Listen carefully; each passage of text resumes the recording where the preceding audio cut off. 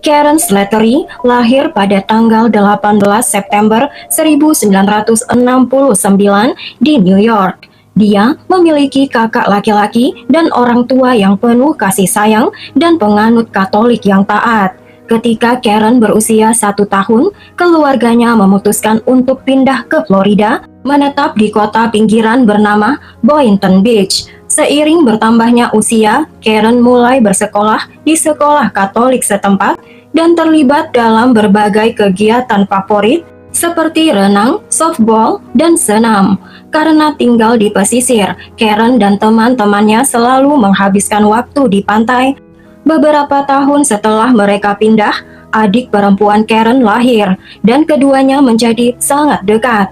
Adik perempuannya mengagumi Karen dan meniru semua minat Karen dan melihat Karen sebagai panutan. Di usia 14 tahun, Karen memulai sekolah SMA yang memiliki sebuah program pengasuhan anak. Dan sekolah akan menugaskan seorang siswa dari program tersebut yang telah mengikuti pelatihan yang diperlukan. Bagi Karen ini adalah kesempatan untuk mendapatkan sedikit uang pertamanya. Karen mencintai anak-anak dan memiliki pengalaman merawat adik perempuannya. Jadi Karen segera mendaftar program tersebut. Karen segera mendapatkan kepercayaan dan rasa hormat dari keluarga lokal. Mereka mencintai Karen sehingga Karen selalu memiliki banyak pekerjaan mengasuh anak. Pada tanggal 24 Maret 1984, Karen dijadwalkan mengasuh 2 anak perempuan yang orang tua gadis-gadis itu sudah berkali-kali memperkerjakan Karen sebelumnya. Meskipun Karen awalnya ingin menghabiskan akhir pekan itu bersama teman-temannya dan bahkan mempertimbangkan untuk menolak pekerjaan itu, Karen akhirnya memutuskan menerimanya. Pada malam itu, ibu Karen mengantarkannya ke rumah keluarga di mana Karen akan mengasuh anak.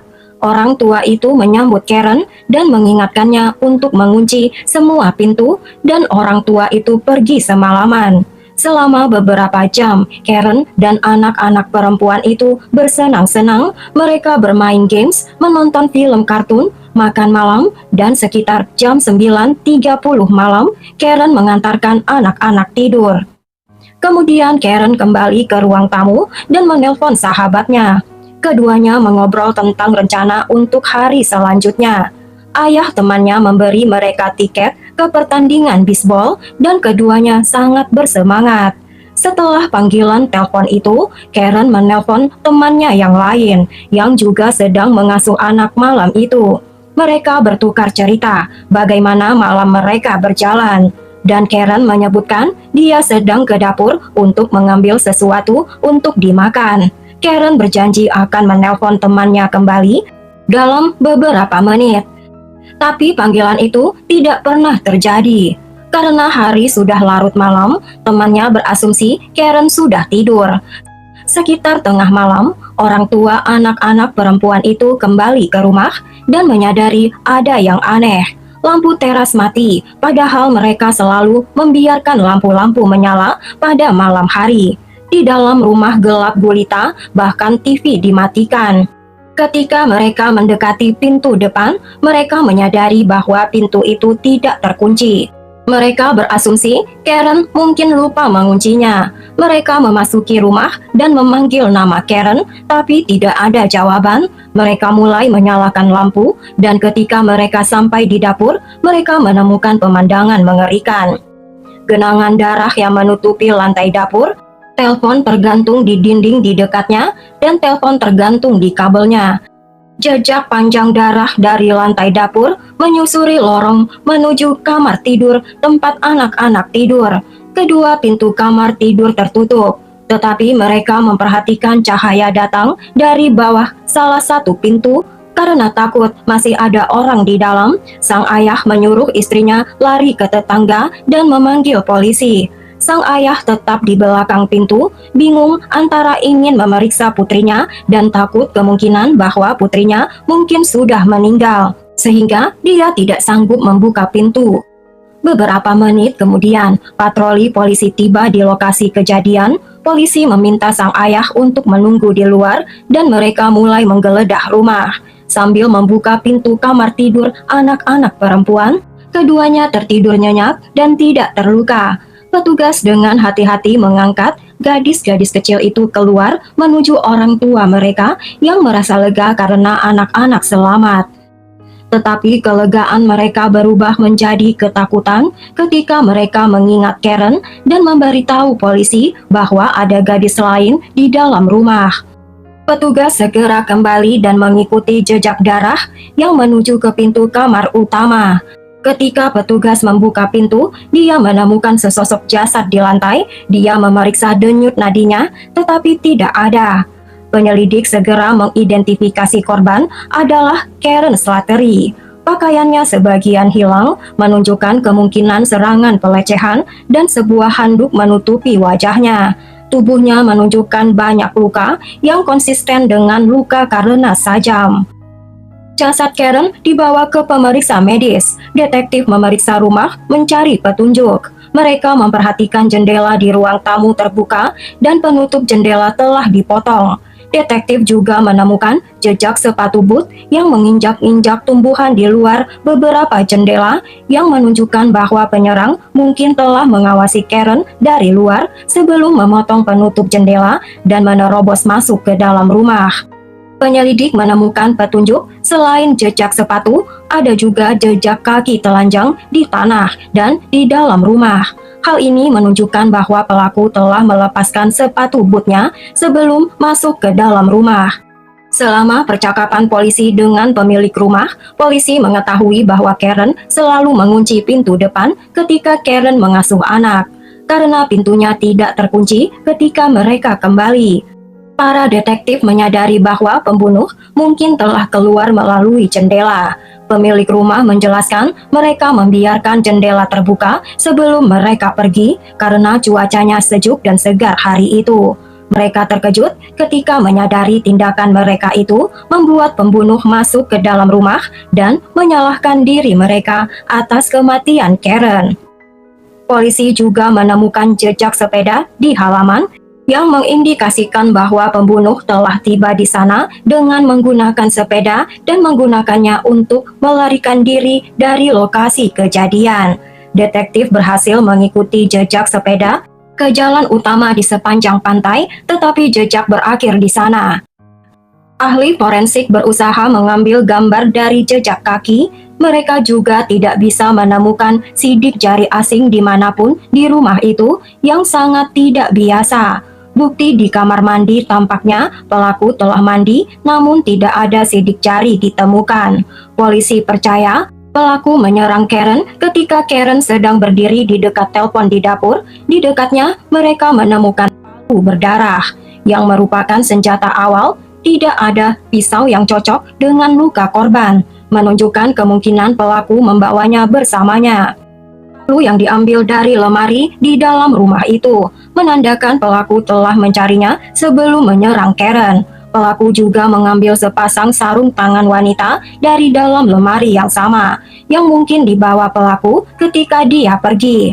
Tidak ada barang-barang lain, termasuk barang berharga yang hilang dari dalam rumah, menimbulkan keraguan pada gagasan terjadinya perampokan yang berakhir tidak beres. Pemeriksa medis menemukan 18 luka sajam di tubuh Karen yang menyebabkan kematian. Penyelidik memastikan bahwa Karen telah dilecehkan dan ditemukan bahan biologis di tubuhnya, tetapi analisis DNA masih belum berkembang saat itu dan belum banyak digunakan. Menariknya, sepotong permen karet ditemukan menempel di celana pendek Karen. Karen baru saja melepaskan kawat gigi dan sangat bersemangat karena akhirnya Karen bisa mengunyah permen karet lagi. Program pengasuhan anak di sekolah mengalami perombakan besar-besaran yang biasanya praktek umum untuk meminta siswa mengasuh di rumah anak-anak kecil sekarang dianggap terlalu beresiko. Anak-anak diminta untuk selalu waspada, memeriksa setiap pintu dan jendela, dan bila mungkin bekerja berpasangan. Bahkan menyarankan orang tua mengantarkan anak-anaknya ke rumah pengasuhan anak. Tak lama polisi memiliki tersangka lain yang tidak terkait kasus Karen. Salah satu polisi sedang menyelidiki perampokan di rumah mobil. Ketika polisi itu melacak pelakunya, polisi itu menemukan bahwa tersangka berkeliling menggunakan sepeda. Jejak yang tampak seperti darah ditemukan di salah satu setang sepeda dan sepotong permen karet tersangkut di jeruji. Permen karet dengan warna yang sama dengan permen karet yang ditemukan di celana pendek Karen. Penyelidik mengirim sepeda itu ke laboratorium. Pihak laboratorium menemukan bahwa permen karet itu memiliki rasa yang berbeda dan apa yang mereka kira darah di setang sepeda ternyata hanya cat. Teman dan keluarga Karen mengorganisasikan dana untuk memberi hadiah atas informasi tentang pelaku sejumlah $10.000 dan akhirnya menjadi $50.000. Masyarakat sangat ingin membawa pembunuh Karen ke pengadilan dan demi keselamatan mereka sendiri. Hadiah ini menimbulkan ribuan telepon membanjiri departemen polisi dan petugas berusaha menindaklanjuti setiap petunjuk. Orang-orang mendesak untuk memeriksa orang tua dari gadis-gadis yang diasuh Karen dengan keyakinan mereka mungkin terlibat. Akhirnya detektif harus membuat pernyataan publik yang mengklarifikasikan bahwa orang tua gadis-gadis itu tidak dianggap sebagai tersangka dan alibi mereka telah diverifikasi. Sekitar waktu ini, Departemen Kepolisian menerima perangkat mahal baru yang dapat mendeteksi sidik jari dengan efisiensi 10 kali lipat dari teknologi lama. Penyelidik yang menangani kasus Karen meminta untuk meminjam perangkat itu dan memutuskan memeriksa lokasi kejadian. Kali ini mereka menemukan lusinan sidik jari baru, namun setelah memasukkan mereka ke dalam basis data mereka, ahli menyimpulkan semua sidik jari ini adalah milik anggota keluarga dan teman-teman mereka. Penyelidikan polisi tidak menemukan petunjuk baru di samping fakta tingkat kejahatan kota itu mencapai rekor tertinggi tahun itu. Di samping itu, polisi menyarankan orang tua menyerahkan sidik jari anak mereka untuk memudahkan polisi bila terjadi penculikan.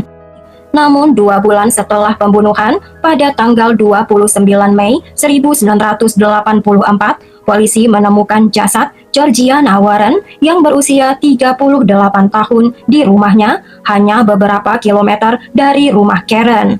Georgiana ditemukan di tempat tidurnya dengan bantal menutupi wajahnya dan tergeletak di dekatnya. Rumah itu menunjukkan tanda-tanda perlawanan, termasuk jejak darah di tempat tidur dan di kamar mandi yang menunjukkan bahwa pelakunya telah mandi. Penyelidik menyatakan bahwa pelaku kemungkinan besar masuk ke dalam rumah melalui jendela. Para ahli medis menemukan bahwa Georgiana telah dilecehkan dan menemukan bahan biologis dari jasadnya. Detektif mau tidak mau memperhatikan persamaan antara pembunuhan ini dengan pembunuhan Karen itu hampir seperti replika kedua. 2 putri Georgiana berada di dalam rumah malam itu, tapi penyerang membiarkan mereka tidak terluka. Detektif curiga orang yang sama bertanggung jawab pada kedua kejahatan, namun sekali lagi tidak ada sidik jari ditemukan di lokasi kejadian. Pada akhirnya, ahli memutuskan memeriksa sebuah buku yang ditemukan di samping kasur korban dan memeriksa semua halamannya untuk mencari sidik jari. Detektif berharap mungkin pembunuh menyentuh buku tersebut selama pembunuhan sehingga detektif menggunakan perangkat baru untuk menganalisa setiap halaman dan usaha ini membuahkan hasil. Detektif menemukan sidik jari di halaman 43 yang secara potensial adalah milik si pembunuh. Pada tahun 1984, tidak ada database sidik jari digital, namun detektif membandingkan sidik jari ini dengan sidik jari semua tersangka, mengharapkan ada yang cocok. Detektif juga menemukan keterkaitan lain antara pembunuhan Karen dan Georgiana. Ternyata salah satu teman Karen telah mengasuh anak-anak Georgiana hanya beberapa hari sebelum pembunuhan Georgiana. Detektif Stephen McCoy mulai mempertimbangkan bahwa pembunuh itu mungkin ada hubungannya dengan kasus-kasus lain yang belum terlihat secara jelas. Kemampuan pelaku untuk menghindari meninggalkan sidik jari dan menghindari saksi menyatakan pengalamannya dengan kejahatan. Detektif mengingat kasus yang tidak biasa yang ditugaskan kepadanya sebelum pembunuhan Karen di kota Bocaretan. Seorang pria tidak dikenal telah masuk ke kamar tidur seorang wanita dan memukulnya dengan benda berat, melepaskan pakaian dan cincinnya, dan kemudian pergi. Wanita itu selamat, namun luka tersebut menyebabkan kerusakan otak yang parah. Detektif curiga itu adalah pelaku yang sama, mungkin bertanggung jawab. Sayangnya korban tidak dapat mengingat rincian apapun tentang penyerangnya. Pada tanggal 22 Mei 1984, 2 bulan setelah pembunuhan Karen, seorang wanita kembali ke rumah dengan putranya sekitar jam 2 pagi. Yang mengejutkan, mereka melihat seorang laki-laki melepaskan tirai pengaman dari jendela mereka dan mencoba masuk ke dalam rumah. Putra wanita itu mengejar pria itu yang mencoba kabur dengan sepedanya, walaupun pengendara sepeda tersebut sempat berhasil mengelak dari penangkapan. Sang putra tersebut akhirnya berhasil menjegalnya. Perjuangan tidak berlangsung lama, namun laki-laki tersebut berhasil melarikan diri dengan melompat ke dalam kanal, menghilang dari pandangan dengan tergesa-gesa. Pria itu meninggalkan tidak hanya sepeda, tapi juga sepatu sneakernya yang ditemukan di bawah jendela. Tampaknya dia lepaskan sebelum pemilik rumah kembali. 4 hari kemudian, kejadian yang sama terjadi lagi, dan seorang pria tidak dikenal masuk ke rumah wanita lain dan membuatnya takut, menyebabkan wanita itu berteriak. Penyerang meninggalkan rumah, tersandung, dan jatuh ke dalam kolamnya sebelum melarikan diri. Detektif percaya semua kejadian itu adalah terkait dan segera fokus pada serangkaian kejahatan baru. Selama beberapa bulan terakhir, beberapa mahasiswa dari universitas setempat melaporkan seorang pria mengekspos dirinya di kampus dan masuk ke asrama mahasiswi. Mereka menggambarkan pria itu adalah pria kulit putih dengan tinggi rata-rata dan rambut hitam pendek. Polisi membuat sketsa tersangka. Detektif membawa sketsa ini dan mulai memeriksa buku besar foto orang-orang yang telah didakwa melakukan serangan pelecehan. Ketika detektif memeriksa setiap wajah, salah satu wajah menarik perhatiannya. Itu tampak seperti sketsa. Detektif menarik foto itu keluar dan menunjukkannya pada salah satu mahasiswi yang telah melihat tersangka. Tanpa ragu-ragu, dia menunjuk pada laki-laki yang dia kenali. Pria itu adalah Dwayne Owen, berusia 23 tahun, yang memiliki sejarah kejahatan dari pencurian hingga perbuatan tidak senonoh di depan umum dan pelanggaran lainnya. Ini cukup untuk melakukan penangkapan, tapi detektif tidak mempunyai petunjuk di mana Owen berada. Detektif mengeluarkan peringatan ke seluruh kota, mengirimkan foto Owen ke setiap polisi di daerah tersebut. Beberapa hari kemudian, seorang polisi yang sedang berpatroli di jalan ketika dia melihat seorang pria yang sangat mirip dengan Owen. Polisi itu meminta kartu identitasnya dan dia menunjukkan tanda pengenal militer atas nama Dan Brown. Petugas curiga bahwa identitas itu palsu karena pria itu sangat mirip dengan foto Owen, sehingga polisi memutuskan untuk menangkapnya untuk diinterogasi. Sidik jari yang menempel pada buku di lokasi pembunuhan Georgiana jelas bahwa ini adalah Dwayne Owen. Polisi menuntutnya karena kepemilikan identitas palsu yang membuat Owen dipenjara.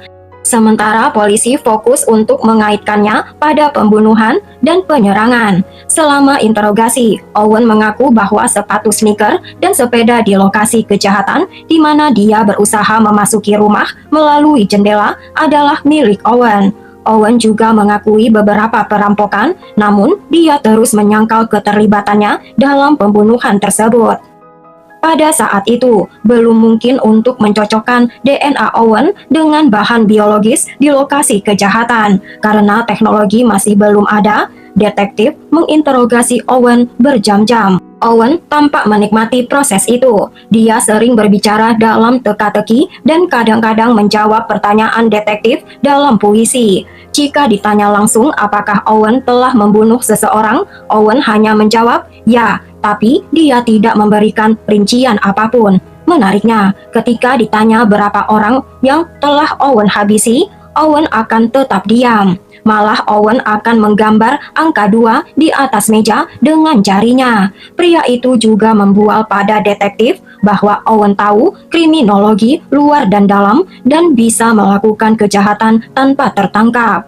Tetapi Owen mengabaikan satu rincian penting. Pihak berwenang telah meminta perbandingan sidik jari Owen dengan sidik jari di salah satu halaman buku Georgiana. Dan hasilnya sidik jari tersebut cocok. Ketika detektif menginformasikan Owen bahwa sidik jarinya telah ditemukan di lokasi kejahatan, Owen menanggapinya sambil tersenyum dan mengatakan, "Saya pasti telah menyentuh buku bodoh yang tergeletak di atas tempat tidur." Owen mulai mengakui semua rincian kejahatannya. Bagaimana Owen berkeliaran di jalanan mencari rumah dengan calon korban, mendobrak, dan melakukan pembunuhan. Owen memberikan rincian pembunuhan Georgiana. Salah satu rincian mengerikan adalah bahwa Owen telah membawa satu set pakaian bersih dan meninggalkannya di sepedanya. Berencana berganti pakaian setelah melakukan kejahatan, namun Owen terus menyangkal keterlibatannya dalam pembunuhan Karen. Polisi masih belum memiliki bukti untuk menghubungkannya. Salah satu detektif memutuskan menggertak Owen. Dia mengambil sidik tapak kaki di lokasi pembunuhan Karen. Detektif mengambil beberapa foto acak dari jejak kaki berdarah dan meletakkannya ke jejak kaki Owen, dan mereka mengatakan pada Owen mereka menemukan kecocokan. Dan detektif memiliki bukti Owen berada di rumah itu. Detektif itu terkejut. Gertakan itu berhasil. Owen melihat foto-foto itu dan mengakui bahwa mereka memang mirip.